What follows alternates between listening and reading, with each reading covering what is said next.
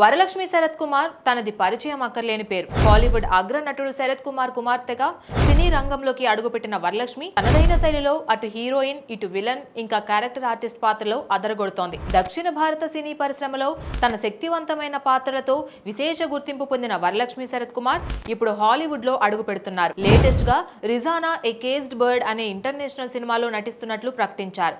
ఈ చిత్రం సౌదీ అరేబియాలో 2013లో జరిగిన నిజ జీవిత సంఘటన ఆధారంగా రూపొందుతోంది. 17 ఏళ్ల వయసులో శ్రీలంకకు చెందిన రిజానా నఫీక్ అనే యువతి ఓ శిశువును చంపిన ఆరోపణలపై మరణదండనకు గురై చనిపోయింది. అయితే ఆమె నిర్దోషినని అనేక మంది భావించారు. ఈ కథ ఆధారంగా తెరకెక్కుతున్న ఈ చిత్రం మానవ హక్కులు, న్యాయం, యువతకు ఎదురయ్యే సామాజిక అణిచివేత వంటి అంశాలను లోతుగా చూపించనుంది.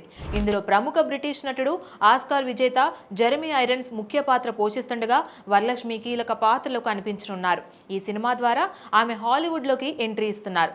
వాస్తవానికి వరలక్ష్మి ఇప్పటికే తెలుగు, తమిళ భాషల్లో క్రాక్, నాంది, హనుమాన్ వంటి సినిమాల్లో విభిన్న పాత్రలు చేసి మంచి నటిగా పేరు పొందారు. పవర్ఫుల్ విలన్ రోల్స్లలో ఆమె ముద్ర వేసిన తీరు స్పెషల్గా అనిపిస్తోంది. అయితే ఇప్పుడు హాలీవుడ్లో అడుగు పెట్టడం, అది కూడా గ్లామర్ పాత్రతో కాకుండా ఓ డీ గ్లామర్ రోల్ చేయడం ఆమెకు నటనపై ఉన్న ప్యాషన్ని చూపిస్తోంది. జెరెమీ ఐరన్స్ను చిన్ననాటి నుంచే అభిమానించిన వరలక్ష్మి ఆయనతో కలిసి నటించడం కల లాంటిదని పేర్కొన్నారు. లయన్ కింగ్లో స్కార్ పాత్రకు వాయిస్ ఇచ్చిన ఆయనతో స్క్రీన్ షేర్ చేసుకోవడం ఎంతో స్పెషల్ అని చెప్పారు.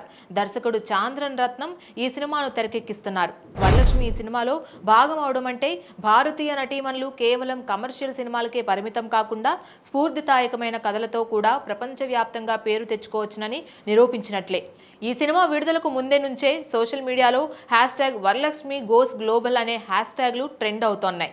మొత్తం మీద రిజానా ఏ కేజ్డ్ బర్డ్ వరలక్ష్మి కెరీర్లో కీలక మలుపు కానుంది. Please subscribe to the channel and download the Politicos app from the links in the description.